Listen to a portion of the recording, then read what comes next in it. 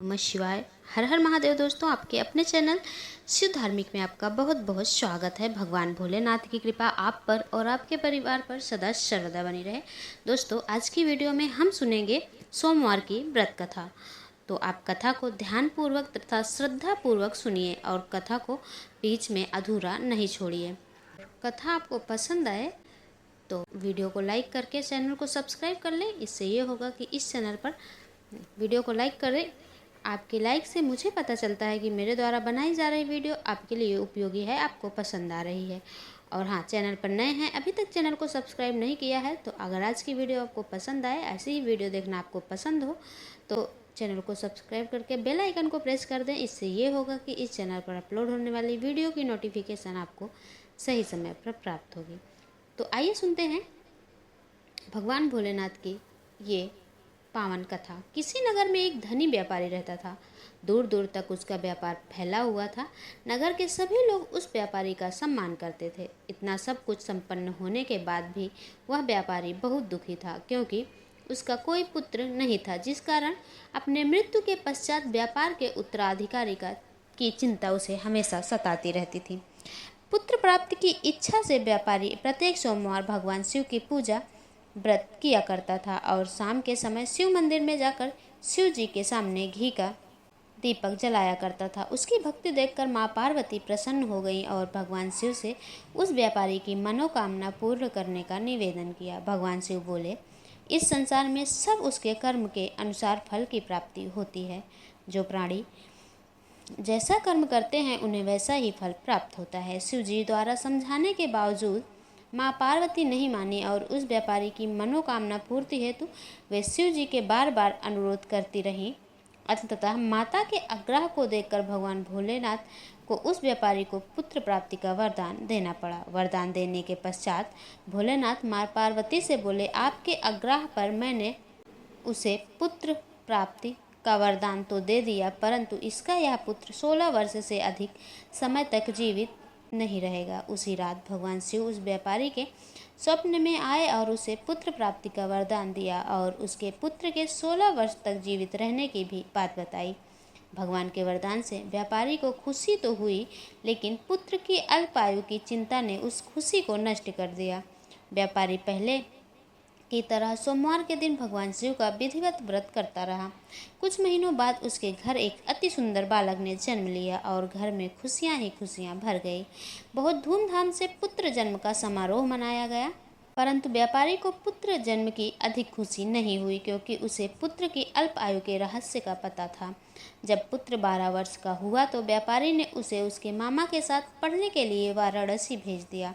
लड़का अपने मामा के साथ शिक्षा प्राप्ति हेतु चल दिया। रास्ते में जहाँ भी मामा भांजे विश्राम हेतु रुकते, वहीं यज्ञ करते और ब्राह्मणों को भोजन कराते। लंबी यात्रा के बाद मामा भांजे एक नगर में पहुँचे। उस दिन नगर के राजा की कन्या का विवाह था, जिस कारण उस पूरे नगर को सजाया गया था। निश्चित समय पर बारात आ गई, लेकिन वर का पिता अपने बेटे के एक आंख से काने होने के कारण बहुत चिंतित था। उसे भय था कि इस बात का पता चलने पर कहीं राजा विवाह से इनकार न कर दे, इससे उसकी बदनामी भी होगी। जब वर के पिता ने व्यापारी के पुत्र को देखा तो उसके मस्तिष्क में एक विचार आया और उसने सोचा, क्यों ना इस लड़के को दूल्हा बनाकर राजकुमारी से विवाह करा दूं। विवाह के बाद इसको धन देकर विदा कर दूंगा और राजकुमारी को अपने नगर ले जाऊंगा। वर के पिता ने लड़के के मामा से इस संबंध में बात की। मामा ने धन मिलने के लालच में वर के पिता की बात स्वीकार कर ली।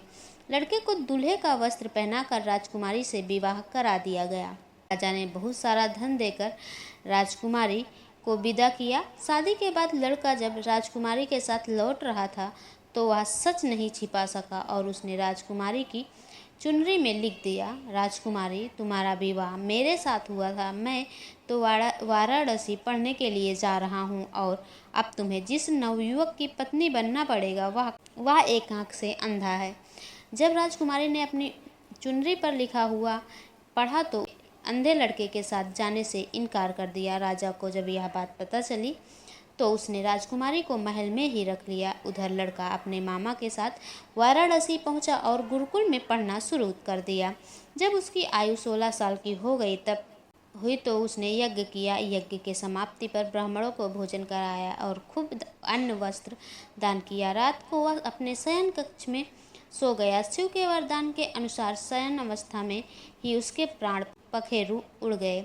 सूर्योदय पर मामा मृत भांजे को देखकर रोने पीटने लगा। आसपास के लोग भी एकत्र होकर दुख प्रकट करने लगे। लड़के के मामा ने रोने बिलाप करने के स्वर समीप से गुजरते हुए भगवान शिव और माता पार्वती ने भी सुने। माता पार्वती ने भगवान से कहा, प्राणनाथ, मुझे इसके रोने का स्वर सहन नहीं हो रहा है। आप इस व्यक्ति के कष्ट को अवश्य दूर करें। भगवान शिव ने पार्वती के साथ अदृश्य रूप में समीप जाकर देखा तो भोलेनाथ माता पार्वती से बोले, यह तो उसी व्यापारी का पुत्र है जिसे मैंने 16 वर्ष की आयु का वरदान दिया था। इसकी आयु पूरी हो गई है। माँ पार्वती ने फिर भगवान शिव से निवेदन किया, उस बालक को जीवन देने का आग्रह किया।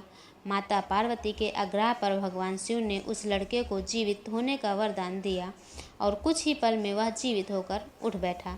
शिक्षा समाप्ति करके लड़का मामा के साथ अपने नगर की ओर चल दिया। दोनों चलते हुए उसी नगर में पहुँचे जहाँ उसका विवाह हुआ था। उस नगर में भी यज्ञ का आयोजन किया। समीप में गुजरते हुए एक नगर के राजा ने यज्ञ का आयोजन देखा और उसने तुरंत ही लड़के और उसके मामा को पहचान लिया। यज्ञ के समाप्त होने पर राजा मामा और लड़के को महल में ले गया और कुछ दिन उन्हें महल में रखकर बहुत सा धन वस्त्र आदि देकर राजकुमारी के साथ विदा कर दिया। इधर भूखे प्यासे रहकर व्यापारी और उसकी पत्नी बेटे की प्रतीक्षा कर रहे थे। उन्होंने प्रतिज्ञा कर रखी थी कि यदि उन्हें अपने बेटे की मृत्यु का समाचार मिला तो दोनों अपने प्राण त्याग देंगे। परंतु जैसे ही उसने बेटे के जीवित वापस लौटने का समाचार सुना तो वह बहुत प्रसन्न हुआ। वह अपनी पत्नी और मित्रों के साथ नगर के द्वार पर पहुंचा। अपने बेटे के विवाह का समाचार सुन पुत्र वधू राजकुमारी को देखकर उसकी खुशी का ठिकाना ना रहा।